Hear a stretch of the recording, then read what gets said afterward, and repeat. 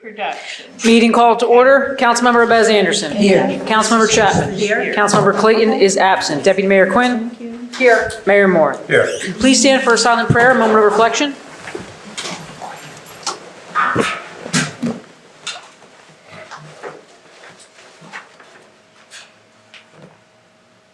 We will now salute the flag.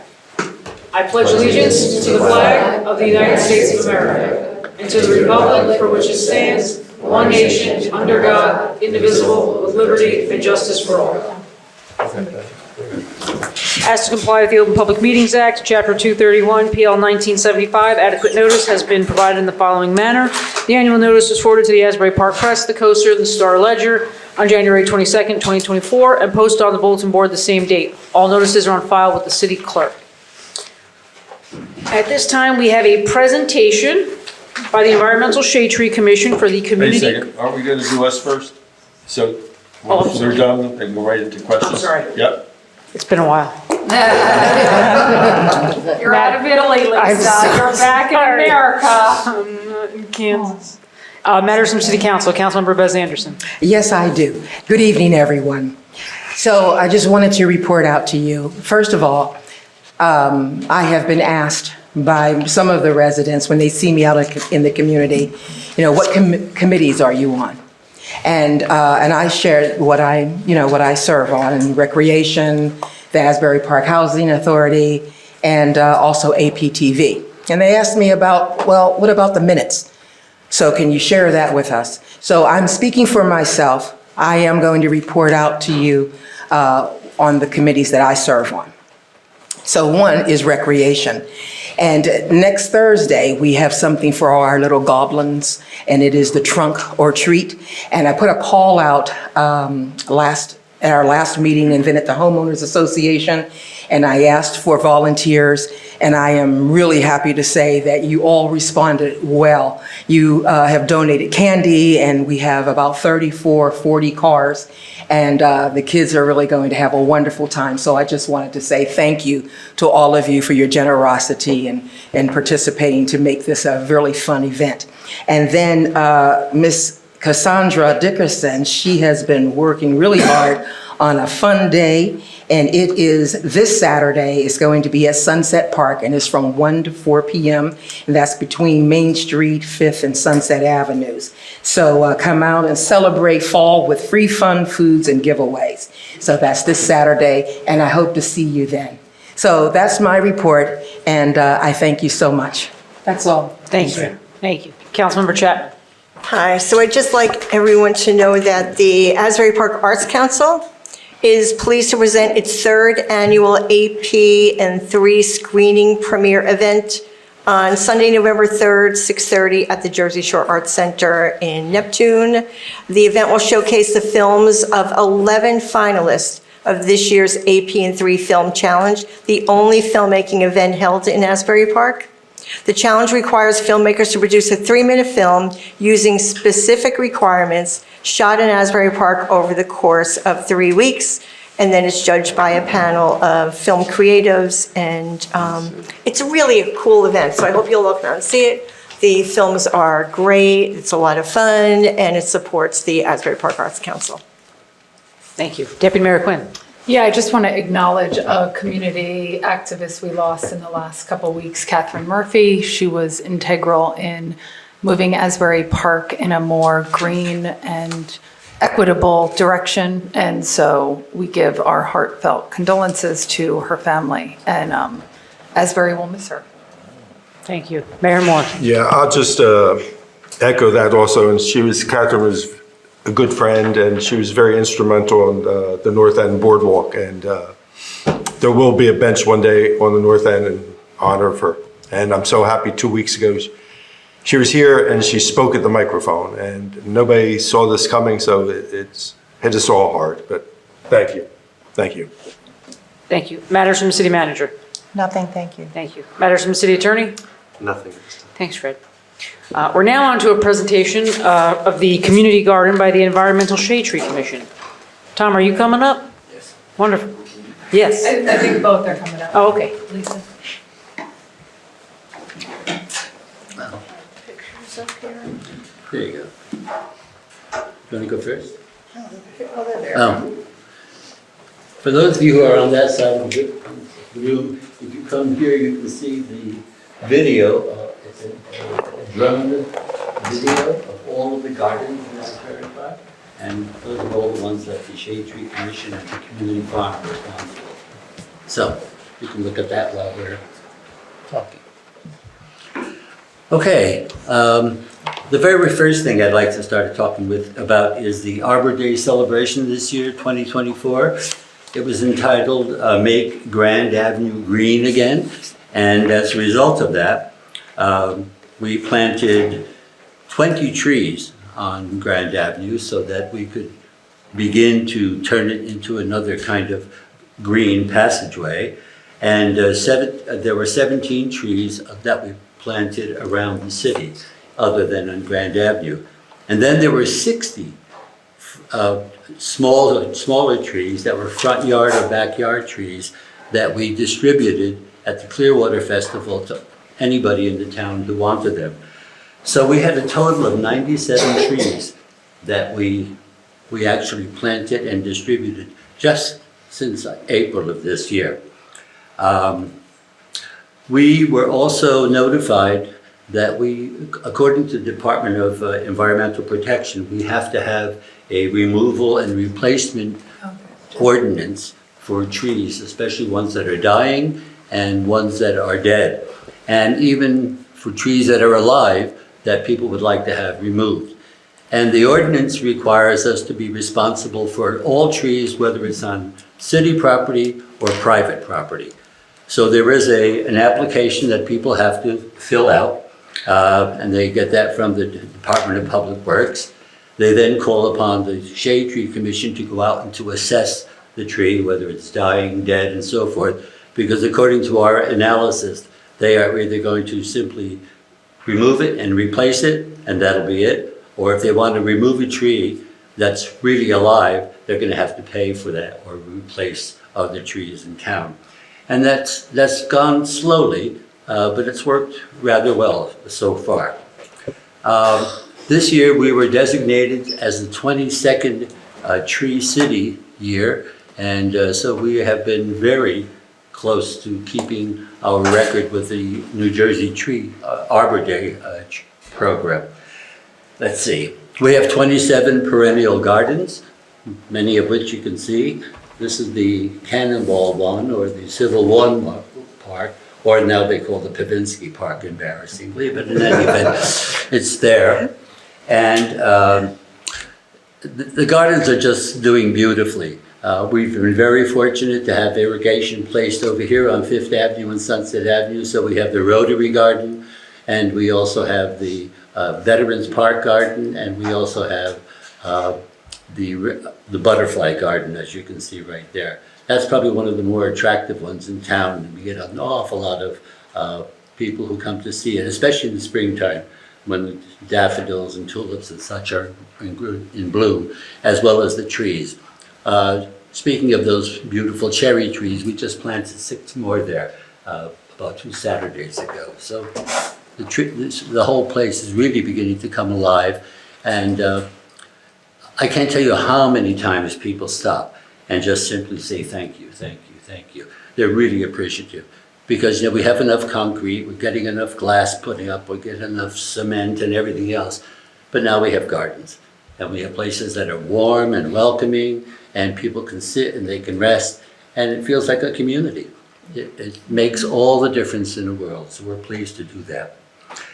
I'd like to talk about Atkins Avenue. That's one of the gardens that's on the west side.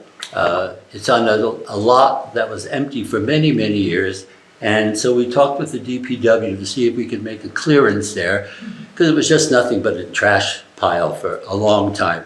And that's between Atkins and Avenue A, right? And so the DPW went out there, they cleaned it up, they put a whole pavement area in there, and the Shade Tree Commission has taken on the responsibility of calling it a beautiful place for people, again, to sit and to rest and relax. The 2 most important people on the commission, well, one's on the commission, Donna Tropoli, and the other one is her husband, Judge Ron Tropoli, and they do a weekly greening there. And the greening for us is a project at any one of the gardens that we go to. So they're very much responsible for that. What I'd like to do tonight is officially request from the council to consider renaming that park. We call it Atkins Park. Well, in 1929, Fats Waller lived on Atkins Avenue, and he wrote his very first and one of his most famous songs, Honeysuckle Rose. And I'd love for us to rename that as the Honeysuckle Rose Garden, because he lived right there, and he's a legend in terms of jazz and so forth. So if we could make that something that we could consider, that would be wonderful. I have a question about the pollinator garden on Lake Avenue.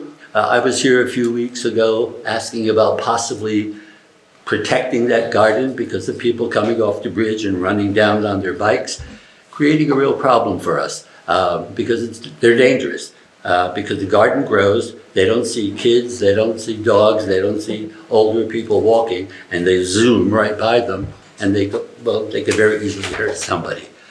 I was thinking of considering a split rail, not a fence that's going to go all the way down, but just that would stop them from going down that close to the garden, because they're only really about 1.5 feet away from where the garden is, and they can't see anything except what's ahead of them. And if there's people coming in on either side, they're going to hit somebody and they're going to get hurt themselves. So I would like you to consider putting some kind of a guardrail there so that we can have that safety. Next, I'd like to talk about our volunteers. We have loads of volunteers. As you were coming in today, you were seeing the garden behind us, the Gratitude Garden, which honors all of our COVID first responders. And we just weeded that place today and pruned it completely. So it's ready now for winter.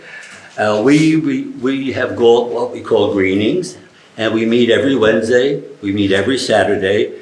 In the cool weather, it's from 8 to 10. In the hot weather, it's from 9 to 11. And in the cooler weather, it's 8 to 10. And we have about, maybe 40 people who volunteer online. They don't all come. We have a good, cadre of about 15 to 20 people who come every single time. We also have what's called SUGs, spontaneous, unscheduled greenings. So when my people come on a Wednesday and a Saturday, they may also get a notice to come on a Monday and a Tuesday and a Thursday and a Friday, and even on a Sunday, and they come. And that's how we take care of all of our gardens. Just to let you know, we've just, based on about 10 people at every one of our greenings, we spend since March to November, 2,880 hours in the garden. Those are all volunteer people spending all that kind of time. We call those the sweat hours. And you do sweat, you really do. Eileen knows that, and so does Amy. Next, I'd like to address what's going to happen. I can't wait to see it happen. The Christmas tree at Press Plaza. We talked about it with the environmental, rather with the DPW. So on Saturday of last week, we completely cleaned the area where a tree could be planted. On Monday of this week, the DPW went out there and dug and dug and dug. And they got to, about 8 or 9 feet down, and they found a block of cement that was easily 4 feet by 4 feet with a huge pillar of stone on it, and they dragged that out. Must have been for a traffic light somewhere along the line. And so now that ground is perfectly ready. Mm-hmm. Spoke with a nursery owner who we get our trees from, and he was wonderful. And I love him because he's just so clear and honest. He said, "Do you have a water service there?" Meaning irrigation. And I said, "No, but we are going to ask the council to have one installed." He said, "Good, because if you don't, I won't sell you a tree." He said, "The current weather is killing my crop." He said, "If you put a tree there without irrigation, it'll be gone." Mm-hmm. So we need a water service. And he already has about 3 shipments coming in. He's looking for the tallest one he can possibly get. We were looking for a blue spruce, but they're right now, they're being affected by something called needle cast, meaning all the needles are beginning to dry up and fall off. So they're not growing large blue spruces. So we're going to get a Norway spruce, which is much healthier. The next thing we're going to continue doing is tagging, removing and replacing trees with the help of the DPW. That's going to be an ongoing process because we have a number of older trees in town that are dying. I mean, you're going to see them, especially now as the leaves begin to fall, because they've been cut and all that kind of stuff, and they look like, well, they don't look good anyway. We also have plans to create 3 new gardens next year that are going to be for public consumption, and they're going to be herb gardens. We'd like to have one at Deal Lake, we'd like to have one at Sunset Lake, and we'd like to have one at Wesley Lake. And we're going to create them in such a way so that people are invited to come. They can take rosemary or they can mint or whatever it happens to be.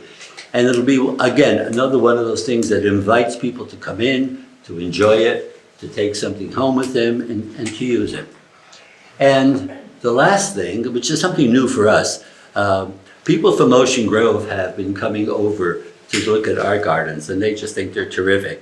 And we've been collaborating with them and helping them develop their own gardens in Ocean Grove. We're not giving them anything except our advice and stuff along those lines. And it's worked really, really well. Because, you know, Ocean Grove has a kind of a history of being a little inimical to anybody in Asbury Park. You know how it is. And these people really want to create a good connection. And they love our gardens. So they're going to start doing that there. And we're glad to help them. Next, I'd like to talk about Deal Lake. Now, this is a tough one because Deal Lake doesn't really have any irrigation at all from Main Street all the way to the end by the beach, actually. And there's this one big patch of land at the very, very far end where there are some benches, but there's nothing there except weeds. If we could somehow create an irrigation system for that in particular, and then for some of the wider areas on Deal Lake, you can't do the entire lake because it's broken up by streets, for one thing. And secondly, there are some areas that are so narrow, there'd be nothing to irrigate there, just grass. But if we had maybe 3 different sections of irrigation, we could actually create more perennial gardens like we have here. And we have a lot of people who live in Deal Lake area who are asking for that. And they would love to take care of it. So that's one of the things that we're looking to. And then, of course, a favorite of mine is my van that we have used is 26 years old. Can you believe it? It's almost as old as me. And it's beginning to show signs of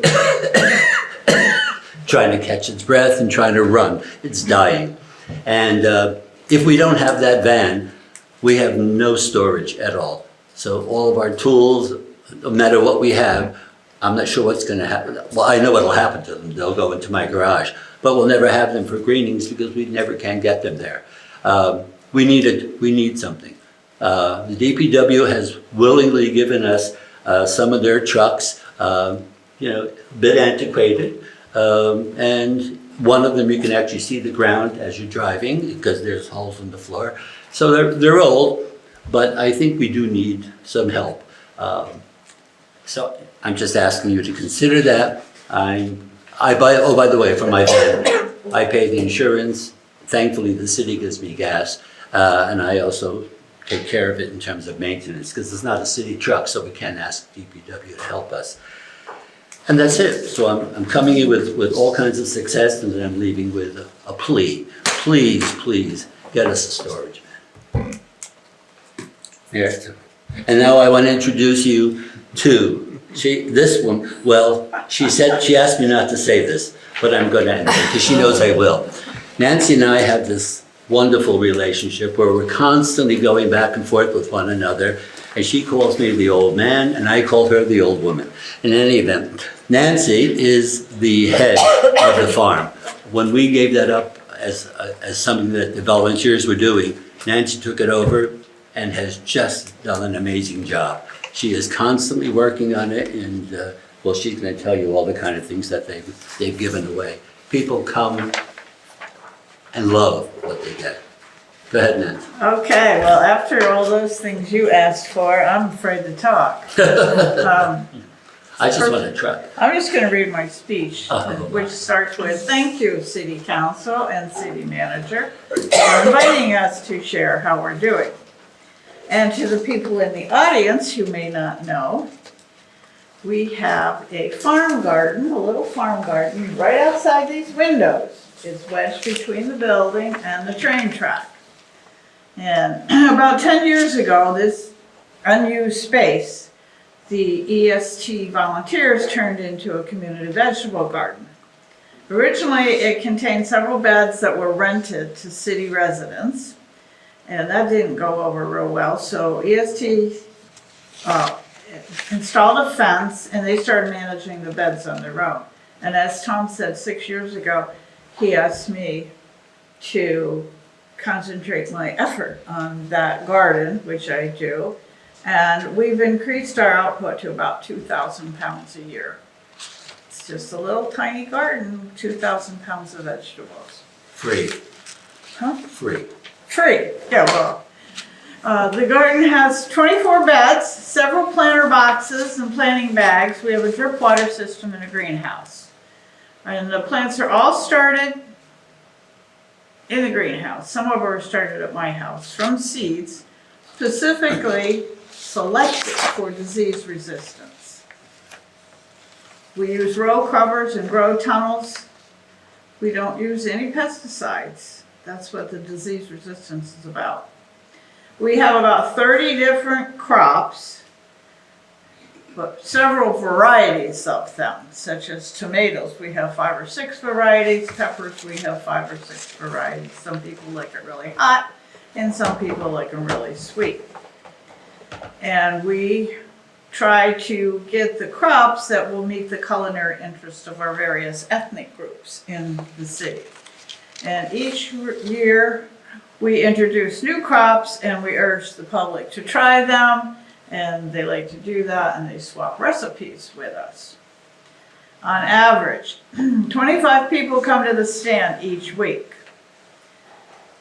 to get our fresh, locally grown, non-pesticide, just harvested food for their family. If we assume a family's 4 people, this little garden provides vegetables for 100 people a week. That's a big number. 6 months of the year.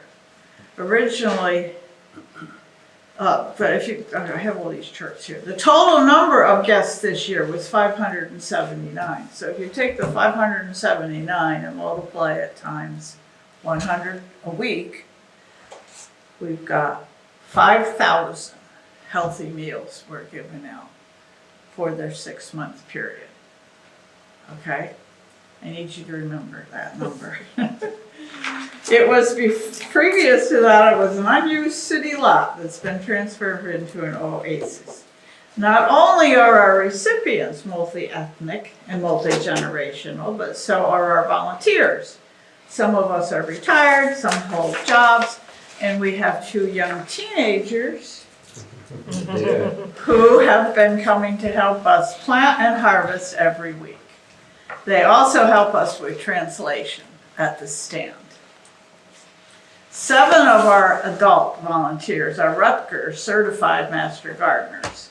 We advise local people and county residents on various agricultural topics. We advise our guests about nutritional value of fresh produce and encourage them to try new things. This past summer, we offered 3 open garden days when residents were invited to walk through the garden and ask questions about how we grow certain things. In addition, we hosted 2 tours of community service individuals from Whole Foods Grocery, and they rewarded us with 100 pounds of beans and rice that we distributed at the stand. We often receive small donations at the stand. We don't ask for them. we use this money to go out and pick fresh peaches and apples that we bring back and give away at the stand. And this is especially nice because we have a lot of residents who don't have an opportunity to go out in the orchard and pick their own fresh apples. So originally the stand was open from July and August. Now it's open mid-May till mid-October. We're in the process of putting the beds to sleep. However, the planting has begun for next year. We use the charts that I gave you to analyze our success and determine what to change. We will soon be ordering the seeds, and they start germinating them in February, March. In order to provide for the community, the garden needs replacement of the raised beds, hopefully using a cost-efficient design. It's quite expensive to replace all the beds. The number I was told was around 20,000. So we could actually replace some of the most damaged beds first. And 2 years ago, DPW came in and they enhanced all the corners of the beds, and that's working fairly well. Those corners will probably hold up another season. Some of the beds are not going to hold up another season. Additionally, our drip water system needs constant maintenance, and it should be considered as a full replacement at some point. But the biggie is the beds. So we want to say that the volunteers are committed to sustaining the work, and we thank the city for their support. That's it. And to add to Nancy, the Shade Tree Commission created a 501c3, Friends of, in order for us to have extra money, especially for the farm, because it's expensive. We've already replaced the beds twice. This will be the third time. And so just to know that if it weren't for the Friends of, it would be really difficult to keep that going. We had a fundraiser this past Sunday, and it was a great success. We raised about $3,000, and much of that's going to get funneled right into the farm. And they bought the greenhouse. And Yeah, we we got also, the we also, greenhouse through. yeah, So we don't have to go to the nursery and buy all the plants. We can start our own. Yeah. We can start them all season long. We can get the varieties we want that work best. Good. Right? Could you Okay. introduce your two teenage volunteers? Bring them up and introduce them, please. they're Nancy's girls. Denise? Come girls.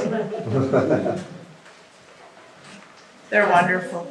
They started coming because their parents were coming to get vegetables, and then they convinced their moms that they wanted to work in the garden.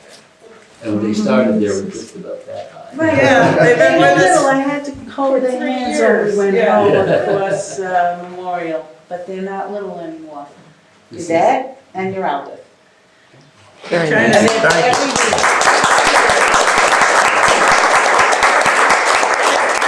For young people to come and start working with us. It's a wonderful experience. Great. Thank you. Thank you. Thank you. Thank you. Thanks, Tom. You're welcome. I'll be in touch.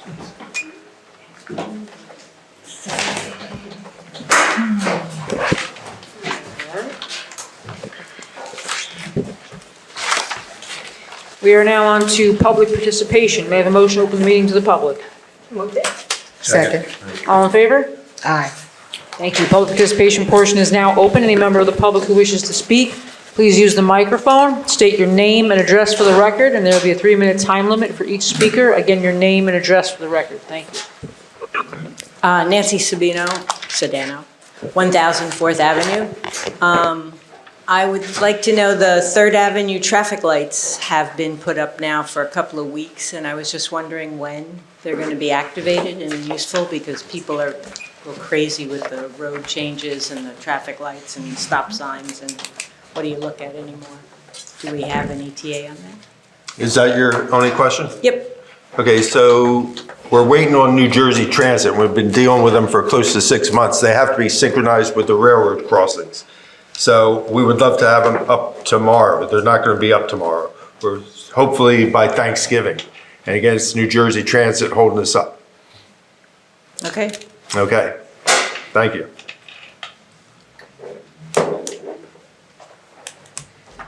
Seeing nobody else, make a motion to close. Okay. Good evening, Regina Flimlin, 506 8th Avenue, Asbury Park. First, I wanted to commend you on a beautiful See Here and Now festival. I thought it was amazing. I wanted to go back to many city council meetings prior when you were committing funds for transportation up at the boardwalk and the ocean. And I had asked for a spigot to wash our feet where the playground is on 7th Avenue, and never happened.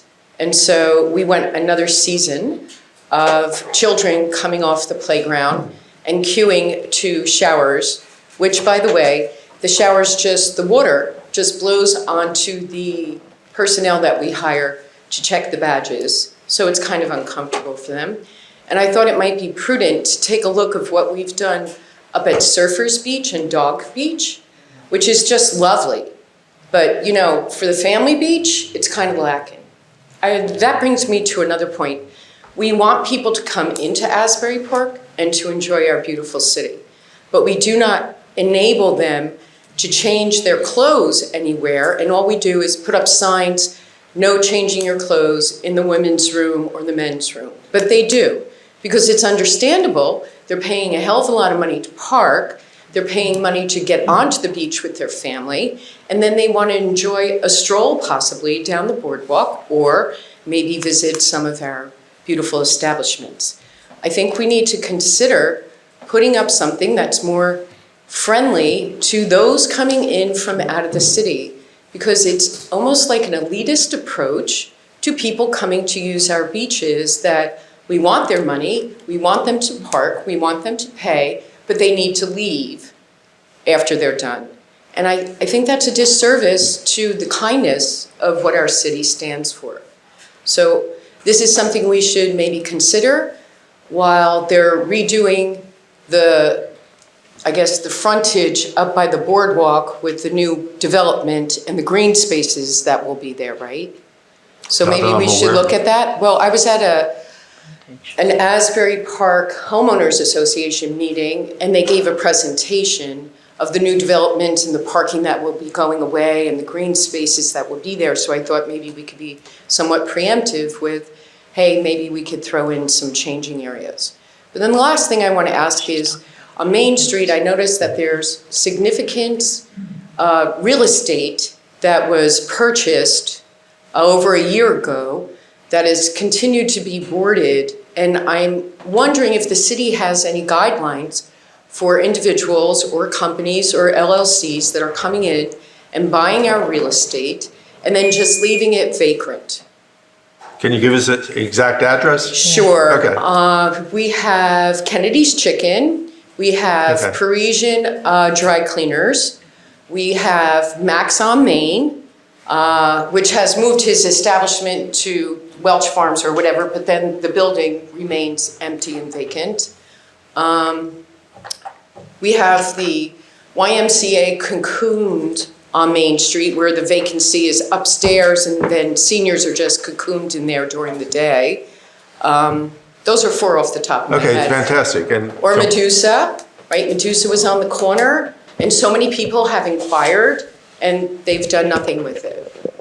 We can't make people sell their buildings. No, but I'm wondering, like, But when it's people... boarding up, you're right. And can we look into that?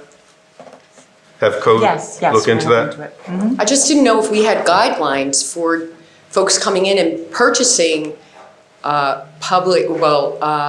business real estate and then just letting it sit, waiting for the prices to go up to resell maybe in 2 or 3 years, while our Main Street looks like it's, you know, kind of in shambles. Okay, thank you. Yeah. And the showers for 7th Avenue should be an easy fix next year, I would hope. Yes. They were on our menu items this year, and Yeah, so they're on for that, next year. that's going to be an easy The fix. foot wash showers. Yeah. Hi, Carrie Butch, 500 Deal Lake Drive. I'm here to ask you guys to address or help us address the parking situation on like Deal Lake Drive, 8th Avenue. Just recently, they put a curb cut And, or actually, they fixed the street on 8th, which is a beautiful job. We're happy that you fixed the street. But in fixing the street, you took away about 3 spaces. Because now things are painted where there used to be 3 cars, not in front of Rita's house, but the house that's the modern-looking house on the corner of 8th and Grand. Used to be 3 cars could fit it in front of them. Now only 1 can fit because of the way it's been painted. It's atrocious. The parking situation, you know, when I first moved there, which was 20 years ago, never an issue. I guess it was more affordable. Now people are living 2 to 3 people in an apartment. They're having 2 to 3 cars per apartment, where sometimes, I guess maybe 20 years ago, some of the apartments didn't even have a car. So it wasn't ever a problem. It's a huge problem right now because nobody wants to park 2 blocks away when they're coming home at 11 o'clock. And nobody wants to think, I can't move my car this weekend because I'm gonna lose my space. Like, so it's a quality of life issue. So I'm hoping that we do something to address it, you know, very soon, because at the zoning board meeting, we just approved a subdivision that will allow for, I believe, 2 additional curb cuts. Depending on where those curb cuts go, it could really severely impact parking. So I'm coming to you guys sort of saying, can we have a meeting? Can you come to that neighborhood? Can you see what's going on? Can we talk about possibilities? But it has to, we are now developing at a rate that is far beyond exceeding our ability to live there. I mean, I can't imagine that the folks that are living there now that do not have off-street parking are being considered in any of these decisions. But yet, if we talk to the parking people, which I want to talk to the parking people about this, I want to see where the most tickets are written. And I bet you any amount of money, 500 Deal Lake Drive and 8th Avenue and that section between Deal Lake and 8th, it's a tremendous moneymaker for the city of Asbury Park because we all get tickets, you know? Even if you're, I've gotten tickets for things that I shouldn't get tickets for because I'm parking in a legal space, but that's another situation. But what can we do? Can we have a meeting? Can we talk about, I mean, John, are you on the parking committee? Yes. Can you come meet with a couple of residents? The next meeting is November the 6th at 5:30 right in this building. Okay. So I would say that would be a good place to start the conversation and we'll go from there. Okay, thank you. And then as far as like, you know, some things are out of our control and I think I'm going to be right and somebody correct me if I'm wrong. The decision by the zoning board was forced upon them by a judge's order about that house. So Correct. I mean, it was like the zoning board Right. did something, they were forced to do that. But So- where it's cut could make a tremendous difference. I totally agree with you, but again, a judge said, if you vote no, I'm holding you in contempt. So the zoning board had no choice except to vote how they voted. Okay. All right, But thank you. thank you, and we'll see you on the 6th. Thank you. Thank you. Seeing nobody else, motion to move to close? Second. All in favor? Aye. Public participation portion is now closed. Thank you. We're now on to the minutes of the executive meeting and regular meeting minutes of October 9th, 2024. Do I have a motion? Move it. Second. Councilmember Bez Anderson. Yes. Councilmember Chapman. Yes. Deputy Mayor Quinn. Yes. Mayor Moore. Yes. Consent agenda resolutions. All matters listed on the consent agenda are presented collectively to the City Council and will be considered for approval with one vote. These matters are considered to be routine in nature and there will be no individual discussion of these items. If discussion is desired by one or more council members as to any particular item, then said item shall be removed from the consent agenda and considered separately. On consent agenda tonight, we have resolutions 2024-457 and 2024-458. Do I have a motion? Move it. Second. Councilmember Bez Anderson. Yes. Councilmember Chapman. Yes. Deputy Mayor Quinn. Yes. Mayor Moore. Yes. We're now on to individual resolutions. Resolution 2024-459, resolution approving payment of bills. Move it. Second? Councilmember Bez Anderson. Yes. Councilmember Chapman. Yes. Deputy Mayor Quinn. Yes. Mayor Moore. Yes. Resolution 2024-460, resolution authorizing payment for emergency sewer repairs needed. Move it. Second. Councilmember Bez Anderson. Yes. Councilmember Chapman. Yes. Deputy Mayor Quinn. Yes. Mayor Moore. Yes. Resolution 2024-461, resolution authorizing the City of Asbury Park to execute a license agreement for encroachment into an area of the city right-of-way adjacent to the property located at 550 Cookman Avenue, Block 3105, Lot 4.01. Move it. Second. Councilmember Bez Anderson. Yes. Councilmember Chapman. Yes. Deputy Mayor Quinn. Yes. Mayor Moore. Yes. Resolution 2024-462, resolution authorizing streetscape maintenance jurisdictional agreement between the City of Asbury Park and the New Jersey Department of Transportation for State Route 71, Main Street. Move it. Second. Councilmember Bez Yes. Anderson. Councilmember Chapman. Yes. Deputy Mayor Quinn. Yes. Mayor Moore. Yes. Resolution 2024-463, resolution of the City Council of the City of Asbury Park, New Jersey, amending the infrastructure component report for the waterfront redevelopment area. Move it. Second. I have a Counsel- question. Yep. Get it. What is this? Can you explain that to me, please? Dylan, go ahead. didn't hear you. Could you explain the? Explanation. 463, amending infrastructure component report for the waterfront redevelopment It's the area. bump outs, Lily.